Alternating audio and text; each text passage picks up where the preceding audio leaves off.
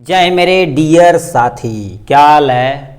आशा करते हैं मस्त होंगे और स्वस्थ होंगे। इसी स्वस्थता के साथ आज हम स्टार्ट करने वाले हैं यानी पढ़ने वाले हैं डी फार्मा फर्स्ट ईयर का फार्मास्यूटिकल केमिस्ट्री का चैप्टर नंबर 11th का एक टॉपिक है। यानी चैप्टर नंबर 11th का एक टॉपिक है जिसका नाम क्या है, एंटीवायरल एजेंट। एंटीवायरल एजेंट, इसके पहले हम एंटी फंगल को डिटेल में देख लिए, यूरिनरी ट्रैक्ट को यानी एकदम से डिटेल में देख लिए, एंटी ट्यूबरकुलोसिस एजेंट को हम डिटेल में देखें। आज हम देखने वाले एंटीवायरल एजेंट को एकदम डिटेल में देखने वाले।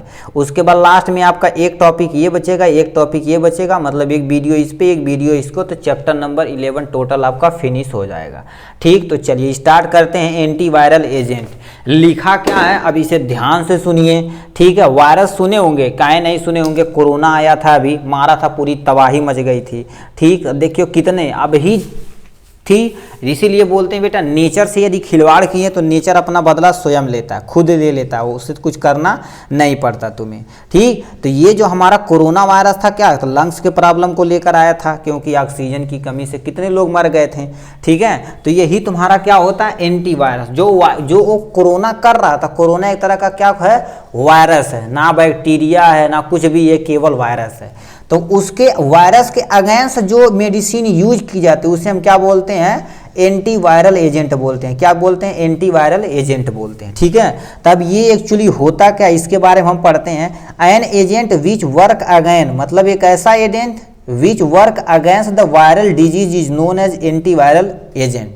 मतलब एक ऐसा ड्रग्स, मतलब एक ऐसा एजेंट जो वायरल डिजीज के अगेंस्ट वर्क करता, उसी को क्या बोलते हैं, एंटीवायरल डिजीज। जैसे मान लेते कोई एक वायरस है, ठीक है, और एक वायरस है, वायरस को क्या कर देता है, चलिए यहाँ पर मान लेते हैं एक हमारे चोमू इंसान है, ठीक है, इन्हें वायरल इन्फेक्शन होने वाला है। ठीक है, चलिए ये है। ठीक, तो यहाँ से मान लेते हैं एक वायरस यहाँ से आ रहा है। ठीक है, वायरस जो थोड़ा सा देखिए हंस रहा है, ठीक है, हंस रहा है। अब ये मान लेते हैं इस पे वायरस बना दिया जाए। ठीक, ये वायरस क्या कर रहा है, इसे इन्फेक्टेड करने वाला है। ठीक, तो यानी इन्हें इन्फेक्शन करने वाला है। तो देखिए क्या, तो यहाँ से इंटर करने वाला इनके शरीर में, तो हम क्या करें, एक ऐसी मेडिसिन यूज कर लें जो ये आपका वायरस है, ये क्या करें, यहीं इसे किल कर दे, यानी इसी के अगेंस्ट वर्क करे और यही व्यक्ति यानी वायरस को किल कर दे, हमारा बॉडी अब हंसते खिलते मुस्कुराते रहे।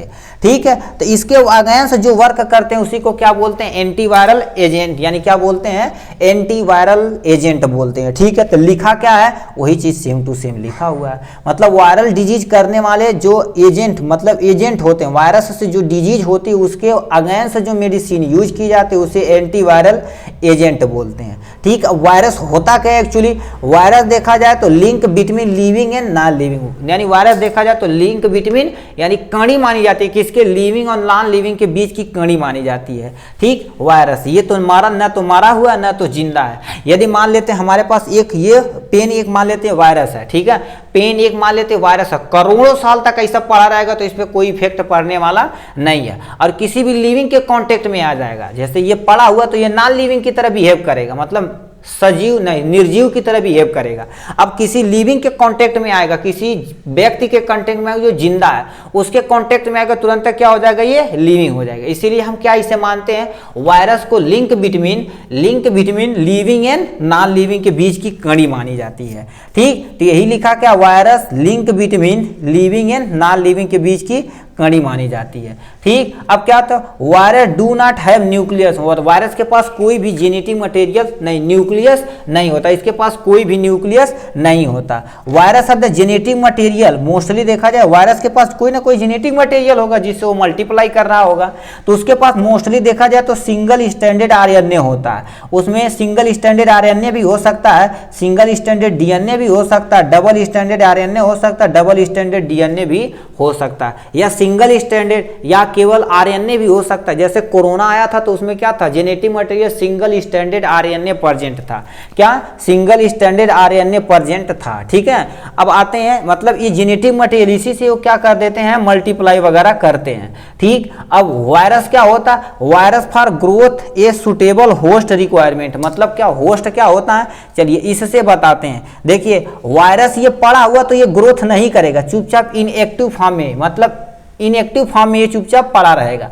जब ये क्या किसी शरीर के अंदर इंटर करेगा तो ये शरीर उसे क्या कहेंगे, शरीर को, इसके लिए, इस वायरस के लिए इस शरीर को क्या बोलेंगे बेटा, होस्ट बोलेंगे। क्या बोलेंगे, होस्ट बोलेंगे। यदि सेल यानी देखो ये वायरस किसी बॉडी के अंदर इंटर कर गया तो ये यानी वायरस क्या कहेगा, तुम बॉडी अपना खाना बनाओ। अब बॉडी को खाने नहीं देगा, जितना भी खाना ये बॉडी बनाएगी दोबारा क्या कर लेगा, ये खा लेगा। अब बताओ कितने दिन तक बिना खाना के चूमू इंसान रहेंगे, ऑलरेडी पतले दुबले हैं, तो क्या करेंगे, कुछ समय के बाद इनकी डेथ हो जाएगी। तो ऐसी मैकेनिज्म होती है। तो मतलब वायरस के लिए एक सूटेबल होस्ट की रिक्वायरमेंट होती है जिससे वो ग्रो करता है। ठीक है, ये था वायरस के बारे में। अभी देखिए वायरस क्या होते हैं, बहुत ही स्मॉल होते हैं। पूरी दुनिया का यदि तुम वायरस, कोरोना वायरस इकट्ठा कर लो, ज्यादा 5 से 10 ग्राम होगा, मतलब 1 चम्मच के बराबर होगा। ठीक, अब देखिए 1 चम्मच वायरस है, कोरोना वायरस, और पूरी दुनिया को क्या कर दिया, तबाह कर दिया, ऐसी तैसी बना दिया सबकी। ठीक है, तो नेचर देखिए खुद को अपने आप मेंटेन कर लेता है। ठीक, नेचर के साथ खिलवाड़ मत करिए। ठीक है, अब देखिए आते हैं किस पे बेटा, क्लासिफिकेशन पे। क्लासिफिकेशन क्या होता है, देखिए इसे फर्दर क्लासीफाई, मतलब यानी एंटीवायरल को यानी कितने में डिवाइड कर दिया गया, 4 में डिवीजन किया गया, मतलब 4 भागों में क्लासीफाई कर दिया गया। सबसे पहले क्लासिफिकेशन लिखेंगे, एंटीवायरल, क्लासिफिकेशन ऑफ एंटीवायरल, तो क्लासिफिकेशन लिख दिया। तो इसके तुम्हारे क्या होते हैं, 4 में कैटेगराइज किया गया अगेन, यानी anti herpes virus, anti herpes virus, anti retrovirus, anti influenza virus, non selective antivirus. दोबारा सुनिए, इससे ही आपको याद रखना पड़ेगा। ठीक, क्या लिखा, एंटी यानी herpes virus, anti herpes virus, anti retrovirus, anti influenza virus, यानी नॉन सेलेक्टिव एंटीवायरल। आपका यही आपको याद रखना पड़ेगा। ठीक है, तो एक बार आप अपनी मर्जी से पढ़िए। ठीक, जल्दी पढ़िए, आप पढ़ते रहिए, देखिए कितने लोग पढ़ते हैं।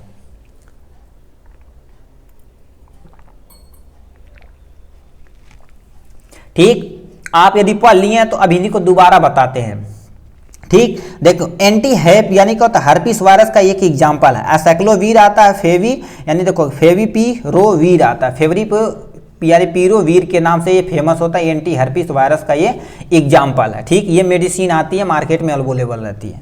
ठीक, एंटी रेट्रोवायरस, एंटी रेट्रोवायरस को देखो फर्दर किस में डिवीजन किया गया है, इन सब में डिवीजन किया गया है। क्या लिखा है, ये तो इसी का है जी, कहाँ ग्रीन पेन है। ठीक, देखो क्या दिया, न्यूक्लियोसाइड रिवर्स यानी ट्रांसक्रिप्टेज इनहिबिटर, जिसे हम शॉर्ट में क्या बोलते हैं, शॉर्ट में हम जो बोलते हैं NRTI यानी न्यूरो यानी क्या होता है, न्यूक्लियोसाइड रिवर्स ट्रांसक्रिप्टेज इनहिबिटर, जिसे हम क्या बोलते हैं, ये इसका एग्जाम्पल है। ठीक, इसका एग्जाम्पल क्या है, देखो जीडा उडू यानी उडीन है, जीडा उडीन इसका एग्जाम्पल है। ठीक है, ये था इसके बारे में। अब आते हैं नॉन न्यूक्लियोसाइड,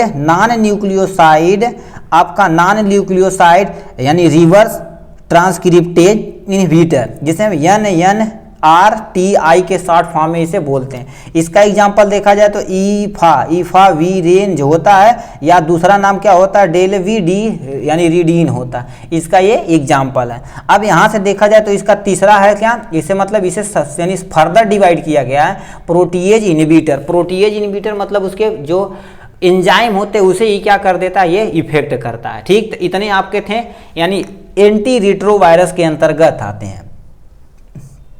ठीक है, तो हम देखते हैं दूसरा क्या हो गया, anti influenza virus. Anti influenza virus क्या होता है, इसे हम डिटेल में देखने वाले हैं। ठीक, एंटी इन्फ्लुएंजा वायरस को हम एकदम डिटेल में देखने वाले हैं। क्या लिखा है, पहला इसका एग्जाम्पल दे रखा है, यानी क्या होता है, यानी देखो एमेंटाडीन हो गया, दूसरा क्या होता है, रेमांटाडीन हो गया, रेमेंटाडीन आते हैं। नॉन सेलेक्टिव एंटीवायरल के आते हैं, क्या होता है, रीबावीरिन आते हैं, रीबावीरिन आते हैं, यानी क्या होता है, लेमीवीडीन आते हैं, लेमीवीडीन आते हैं। इसका एग्जाम्पल है। ठीक है, तो इस तरह से देखा जाए तो हमने एंटीवायरल का एकदम डिटेल में क्या देख लिया पूरा, यानी डिटेल देखा एंटीवायरस का एजेंट होता क्या, उसका क्लासिफिकेशन। अब इसके जितने भी कंपाउंड है उसे हम डिटेल में देखने वाले हैं। एक आपका कंपाउंड है, पहला कंपाउंड क्या, एमेंटाडीन हाइड्रोक्लोराइड। एमेंटाडीन हाइड्रोक्लोराइड को हम एकदम डिटेल में आप देखने वाले, क्योंकि स्टार कंपाउंड नहीं है, तो इसे हम क्या देखेंगे, एकदम से शॉर्ट फॉर्म में देखेंगे। ठीक है, तो सबसे पहले दे रखा है स्टेबिलिटी तथा स्टोरेज कंडीशन। स्टेबिलिटी तथा storage condition, keep away from sunlight and moisture, से क्या कर देना बेटा, दूर रखना है, पहली बात। ठीक है, यानी स्टोरेज एट है यानी रूम टेम्परेचर पर रखना है, और वेल क्लोज कंटेनर में इसे बंद करके रखना है। यदि मान लेते वेल क्लोज कंटेनर कंटेनर नहीं रखते हैं तो अब क्या करेगा, किसी ऑक्सीजन से रिएक्ट करके इसकी क्या करेगी रिएक्टिविटी, मतलब केमिकल प्रॉपर्टी चेंज हो सकती है। रूम टेम्परेचर पे रखना, ना कि फ्रिज में रखना है, ठीक। वो आपको दवाओं वगैरह पे मोस्ट ऑफ द केसेस में लिखा होता है कि ड्राई एंड कूल पैलेस पे रखना है, तो उसमें आप जो ज़्यादा दिक्कत नहीं है, ठीक है। तो ये आपका यानी स्टेबिलिटी तथा स्टोरेज कंडीशन। फार्मूलेशन की बात की जाए तो टैबलेट के फॉर्म में अवेलेबल है, कैप्सूल के फॉर्म में अवेलेबल है, सिरप के फॉर्म में और यानी सोल्यूशन के फॉर्म में अवेलेबल है। ब्रांड नेम देखा जाए तो क्या होता है, ब्रांड नेम देखा जाए तो क्या किसके नाम से आता है, देखो यानी गोकवरी के नाम से आता है। किसके नाम से, गोकवरी के नाम से आता है। और यहाँ से देखा जाए तो क्या होता है, सीमेट्रेल के नाम से आता है। देखो कह दिया सीमेट्रेल के नाम से मार्केट में इजीली अवेलेबल होता है। यूजेज की बात की जाए तो ट्रीटमेंट टाइप ए इन्फ्लुएंजा, मतलब टाइप ए एक तरह का इन्फ्लुएंजा वायरस होता है, उसे ट्रीटमेंट करने के लिए हम इमेंटाडिन हाइड्रोक्लोराइड का यूज करते हैं। यानी क्या होता है, पार्किंसन डिजीज, मतलब पार्किंसन डिजीज जो होती है उसके ट्रीटमेंट के लिए हम यूज करते हैं इस मेडिसिन का। ये क्या करती है, ये ब्रेन को क्या कर देती है, ये जो डिजीज होती है क्या करती है, ब्रेन की मसल को डीजनरेट करती है। जो भी हमारी ब्रेन की मसल रहती है उसे क्या कर देती है बेटा, डीजनरेट करती है, जिससे हमारा जो भी ब्रेन एक्टिविटी होती है क्या हो जाती है, स्लो डाउन हो जाती है। तो इसके लिए हम क्या इमेंटाडिन हाइड्रोक्लोराइड का यूज करते हैं, ठीक। अब नेक्स्ट कंपाउंड पे आते हैं जो आपके सामने क्या दे रखा है, पहले इसे हम डॉट लगा। नेक्स्ट कंपाउंड क्या है, ईडोजूरिडीन, यानी ईडोजूरिडीन के नाम से आता है। इसकी स्टेबिलिटी तथा स्टोरेज कंडीशन सेम है, तो आप पीछे से यहाँ से आप अप्लाई कर सकते हैं, ठीक। फार्मूलेशन देखा जाए तो क्या होता है, ये सोल्यूशन के फॉर्म में मार्केट में अवेलेबल है। ब्रांड नेम देखा जाए तो क्या होता है, यानी क्या होता है, इडूरिन आई और अफ्लेक्स यम या आपका टॉक्सिल के नाम से मार्केट में अवेलेबल है। अब ये कहाँ यूज किया जाता है, सबसे पहले जो आपका ट्रीटमेंट ऑफ द आई, मान लेते हैं आई के अंदर, मतलब आंख के अंदर यदि वायरल इन्फेक्शन हो गया तो उसे ट्रीटमेंट करने के लिए क्या होता है, ईडोजूरिडीन का यूज करते हैं, ठीक। तो इसके बारे में यहाँ था। अब नीचे आ जाते हैं, क्या लिखा है, फस्कोरनेट के नाम से एक दवा आती है, ठीक। ये इसका केमिकल आता था, क्या लिखा है, स्टेबिलिटी तथा स्टोरेज कंडीशन वहाँ से भी आप सेम ही होता, तो इसे आप वहाँ से देख सकते हैं। फार्मूलेशन की बात की जाए तो ये भी सोल्यूशन के फॉर्म में आता है। और ये क्या होता है, ब्रांड नेम देखा जाए तो क्या होता है, फेस्केवीर होता है, फेस्केवीर के नाम से आता है। ट्रीटमेंट की बात की जाए तो क्या होता है, वायरल इन्फेक्शन डिजीज होता है उसके के लिए, यानी एड्स पेशेंट, जो एड्स पेशेंट होते हैं उनके लिए भी हम क्या बोलते हैं, फेस्कोरनेट का यूज करते हैं। ट्रीट या हाइपर, यानी क्या होता है, देखो करिए हर्पीस वायरस को ट्रीट करने के लिए हम किसका यूज करते हैं, फेस्कोरनेट का यूज करते हैं, फेस्कोरनेट का यूज करते हैं। तो इतना था इसके बारे में। नेक्स्ट कंपाउंड, ठीक, यानी देख रखा है एसाइक्लोविर, ये आपका स्टार कंपाउंड है, तो इसे हम पूरा डिटेल में आपका देखने वाले हैं। एसाइक्लोविर, इसका तुम्हारा हमने क्या कर दिया, केमिकल स्ट्रक्चर यहाँ पर नीचे दिया गया है इसका IUPAC नेम।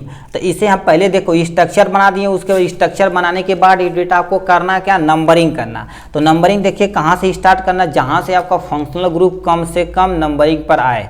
तो 1 2 3 4 5 6, ठीक है, 1 2 3 4 5 6 इधर किया है। अब यहाँ से देखिए 6 कहाँ चलेगा, सर गलत कर दिए लगता है। 1 2 3 4 5 6 7 8 9, ये तुम्हारा क्या हो जाएगा, यहाँ से नहीं, ये देखा जाए तो रुक जाओ हम कर देते हैं पहले, ठीक। अब देखिए हमने उल्टा नंबरिंग हो गई थी, इसी नंबरिंग को हमने सीधा कर दिया 1 2 3 4 5 6 7 8 9 और 9 पे ये ग्रुप जुड़ा हुआ, ठीक। तो 2 अमीनो क्या हो गया, 2 पे अमीनो ग्रुप जुड़ा है, 9 पे देखा जाए ब्रैकेट में हाइड्रोक्स, यानी क्या होता है हाइड्रोक्सिल, एथॉक्सी मेथाइल जुड़ा है, 1 हाइड्रोजन प्यूरिन 6 ऑन जुड़ा हुआ है, ठीक। तो इसका तुम्हारा क्या हो गया, ये IUPAC नाम हो जाएगा। दोबारा सुन लीजिए, यानी 2 अमीनो 6 पे क्या होता है, 2 hydroxy ethoxy methyl, 1 hydrogen purine तथा 1 यानी 6 ओन से जुड़ा हुआ है, ठीक। तो इसी का आपका प्यारा सा ये था, यानी स्ट्रक्चर तथा IUPAC नाम। अब आते हैं किस पे बेटा, यानी स्टेबिलिटी तथा स्टोरेज कंडीशन पर हम चले आते हैं, ठीक। स्टेबिलिटी तथा स्टोरेज कंडीशन, सबसे पहले इसे वेल क्लोज कंटेनर में रखना है, एकदम टाइट क्लोज कंटेनर में। क्यों रखना है, क्योंकि ये रिएक्ट किसी ऑक्सीजन वगैरह से नहीं करे। Keep away from sunlight, sunlight से इसे दूर रखना, मॉइस्चर से भी आपको इसे क्या कर देना है, दूर रखना। Store at room temperature, room temperature पे इसे क्या करना बेटा, स्टोरेज करना है, ठीक। रूम टेम्परेचर पे इसे स्टोरेज करना। फार्मूलेशन की बात की जाए तो टैबलेट के नाम से आता है, सस्पेंशन के नाम से आता है, कैप्सूल के नाम से भी मार्केट में अवेलेबल होता है, मतलब इन सब के फॉर्म में आता है। अब इनका ब्रांड नेम देखा जाए तो क्या होता है, एसाइक्लोविर एसिक्लोवीर के नाम से आता है, यानी एसिवीर के नाम से भी आता है। ठीक है, अब यूजेज की बात की जाए तो मोस्टली आपका क्या होता है, यूरिनरी इन्फेक्शन होता है। यूरिनरी इन्फेक्शन मान लेते हैं आपके यूरिन करने में कोई प्रॉब्लम होती है तो इसका मोस्टली आप एसिक्लोवीर से जो नाम से आता फेमस होता है वो आपका यूज किया जाता है। एसिक्लोवीर 200 400 ऐसे नाम से अलग अलग आता है। ठीक, वायरल इन्फेक्शन को ठीक करने के लिए हम यूज कर देते हैं। चिकन पॉक्स को ठीक करने के लिए हम क्या यूज करते हैं, एसिक्लोवीर का यूज करते हैं। ठीक, तो इसे हमने यहाँ पर डिटेल में देखा। नेक्स्ट पर चल, ठीक, आपका नेक्स्ट कंपाउंड क्या है, रिबोविरिन। रिबोविरिन तुम्हारा क्या होता है, सबसे पहले स्टेबिलिटी तथा स्टोरेज कंडीशन क्या होती है, सेम होती है, तो इसीलिए हमने इसे यहाँ पर नहीं लिखा। फार्मूलेशन की बात की जाए तो टैबलेट के फॉर्म में अवेलेबल है, कैप्सूल के फॉर्म में अवेलेबल और सोल्यूशन के फॉर्म में मार्केट में अवेलेबल है। ब्रांड नेम देखा जाए तो क्या होता है, ट्राई यानी क्या होता है, ट्राइवेरवीन के नाम से आता है, ट्राइवेरिन के नाम से आता है, एमा यानी एमावेरिन के नाम से आता है, और क्या होता है, रिबोनॉइड के नाम से मार्केट में अवेलेबल होता है। यूजेज की बात की तो treatment of the antiviral infection, मान लेते किसी को एंटीवायरल इन्फेक्शन हो तो उससे ट्रीटमेंट करने के लिए हम यूज करते हैं। अब दूसरा देखा जाए तो रिस्पायरेटरी वायरल इन्फेक्शन, मान लेते किसी को रिस्पायरेशन में प्रॉब्लम हो, भी वायरल इन्फेक्शन हो तो हम रिबोविरिन का यूज करते हैं। ठीक, हेपेटाइटिस सी, जिसे हेपेटाइटिस सी जो टाइप होता है उसे यूज करते हैं। वायरल फीवर जिसे होता है उसे भी हम यूज करते हैं इसका, इस मेडिसिन का। ठीक, अब क्या आते हैं, यहाँ पर आते हैं जो नेक्स्ट आपका दे रखा क्या होता है, रैम यानी क्या होता है, यानी रेमडेसिविर। रेमडेसिविर के नाम से आता है। इसका ये कंपाउंड मतलब ये केमिकल है। स्टेबिलिटी तथा स्टोरेज कंडीशन क्या हो गया, सेम होगा, पीछे वहाँ से जाके देख सकते हैं। ठीक है, यहाँ से देखा जाए तो क्या होगा, फार्मूलेशन देखा जाए तो क्या, पावर यानी तो होती है यानी पाउडर फॉर इंजेक्शन, मतलब ये पाउडर के फॉर्म में आता है इंजेक्शन के लिए। आप इस पाउडर को पानी में डिजॉल्व करके, पानी में नहीं, उसका स्पेशल डिस्टिल वाटर आता है, उसी कंटेनर में ही बंद रहता है। ठीक, उसमें डिजॉल्व करना और किसी पर्सन को, जिस पर्सन को ये रिक्वायरमेंट होगी उसी पर्सन को इंजेक्ट कर देना। सोल्यूशन के फॉर्म में भी मार्केट में इजीली अवेलेबल है। ठीक है, डायरेक्ट इंजेक्शन में इसे फिलअप कर सकते हैं। ब्रांड नेम देखा जाए तो क्या होता है, यानी क्या होता है, देखो वेवुई यानी वेवुई के नाम से आता है, यानी कोविफर के नाम से आता है। यूजेज की बात करते हैं, treatment of the corona virus, corona virus को ट्रीटमेंट करने के लिए रेमडेसिविर का यूज ज़्यादा लोग करते थे। अदर कोई भी वायरल इन्फेक्शन जैसे लंग्स प्रॉब्लम हुई है तो उसके लिए भी हम इसका यूज करते थे। ठीक है, तो अब आते हैं किस पे, नेक्स्ट एंड फाइनल कंपाउंड पे आते हैं, जो आपका ये फाइनल कंपाउंड है जो नीचे आपका सबसे पहले दे रखा है। ठीक है, इसी के बाद आपका पूरा टोटल देखा जाए तो हमारा ये एंटीवायरल एजेंट पूरा एंडिंग यहाँ से हो जाएगी।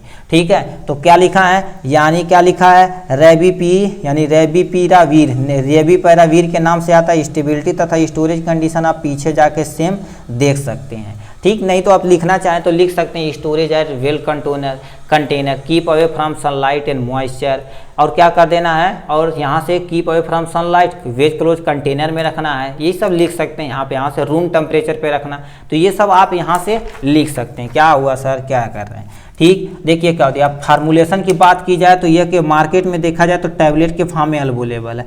ब्रांड नेम की बात की जाए तो क्या, एविगेक यानी एविगैन के नाम से प्रेजेंट है, एविफ्लेविर के नाम से प्रेजेंट है, एरिपिरी यानी एरिपिलीवीर के नाम से प्रेजेंट है। यूजेज की बात की जाए तो यानी ट्रीटमेंट सार्स को ट्रीटमेंट के लिए, यानी कोविड-19 को ट्रीटमेंट करने के लिए हम क्या इसका यूज करते थे। वायरल इन्फेक्शन जो होता है उसके हम यूज करते हैं। इन्फ्लुएंजा ट्रीटमेंट के लिए हम क्या कर देते हैं, इनका यूज करते हैं। ठीक, इस तरह से देखा जाए तो टोटल हमारा एंटीवायरल एजेंट यहाँ से पूरा की इसकी एंडिंग होती है। आज के लिए बस इतना ही, फिर मिलेंगे नेक्स्ट वीडियो में नेक्स्ट टॉपिक के साथ। तब तक के लिए bye bye and take care.